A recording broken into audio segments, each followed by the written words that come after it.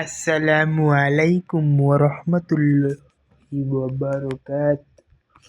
বন্ধুরা, তোমরা সবাই যারা যারা দেখতেছো অবশ্যই তোমরা আমার এই চ্যানেলটা সাবস্ক্রাইব কইরা দিও, কারণ জানো যে আমি একটা আল্ট্রা প্রো প্লেয়ার আমি হলাম। যাই হোক, আমি এখানে নতুন নতুন ভিডিও আনি, তোমরা কেন সাবস্ক্রাইব করো না? তাহলে আমি আমার যে ভাইকেও নিয়ে আসবো তোমরা যদি দেখতে চাও।